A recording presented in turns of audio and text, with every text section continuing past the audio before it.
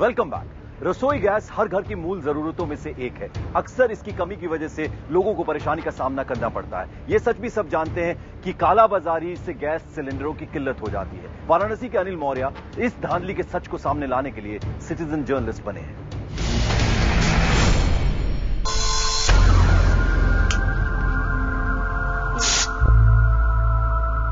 हमेशा हम लोगों के छापेमारी का कार्य चलता रहता है। गैस सिलेंडर में गंगा जल भी निकल रहा है।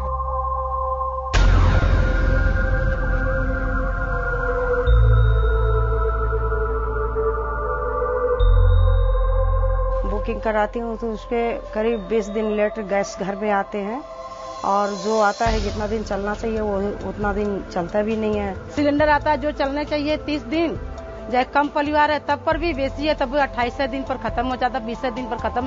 पानी मिल जाता है सगड़ी वाले से लो तो फोन करते रहे, आज आ रहे हैं कल आ रहे हैं, मैंने नंबर लगाने के बाद भी। और कभी कभी ऐसा होता है वेट करते रहिए, गाड़ी भी नहीं आती। लाइन लगाइए, कई दिन बीत जाते हैं।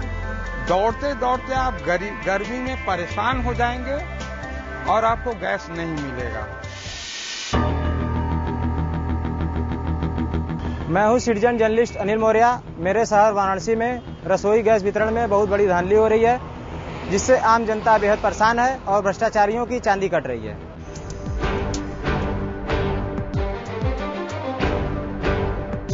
दरअसल 2 साल पहले मुझे रसोई गैस मिलने में काफी परेशानी हुई थी।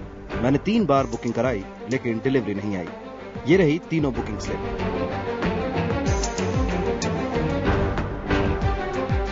जब पूछताछ के लिए जब मैं एजेंसी पे गया तो मुझे यह बताया गया कि अभी गैस की कमी है।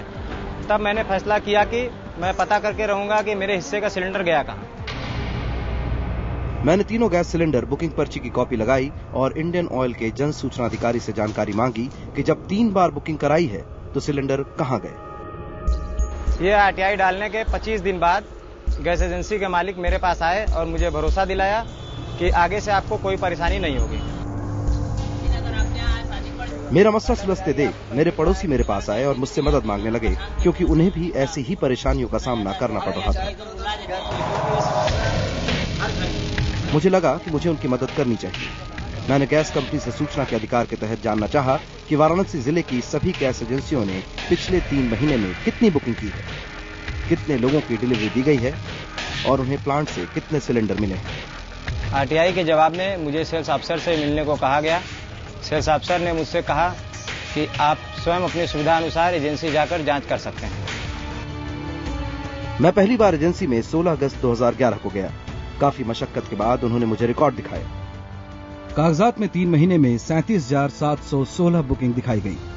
प्लांट से सिलेंडर मिले 41,718, लेकिन डिलीवरी हुई 36,762 सिलेंडरों की। सवाल था कि आखिर बचे हुए सिलेंडर गए तो कहां गए। कभी तो कैसे इमरजेंसी में अगर लेना पड़ता है तो 600 का देते हैं, कहते हैं कि नहीं 600 से नीचे नहीं देंगे। मैंने सेल्स अफसर से इसकी शिकायत की कि आखिर यह अनियमितता क्यों है।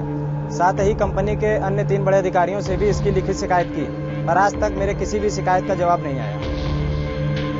जब दूसरी गैस एजेंसी पर जांच के लिए मैं गया तो मुझे बहुत परेशान किया गया।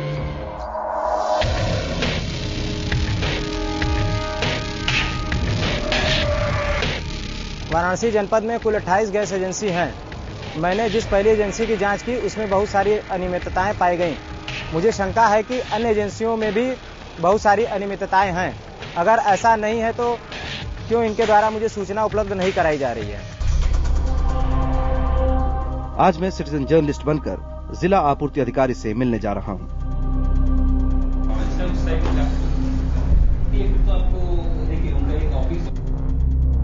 उनका जो उन्होंने आरटीआई में निकाला था, इस पे मैंने इंडियन ऑयल कंपनी के अधिकारी से बात की तो उनका ये कहना था कि वो लोग कुछ बल्क में देते हैं कुछ जगहों पे, जैसे सेंट्रल जेल है।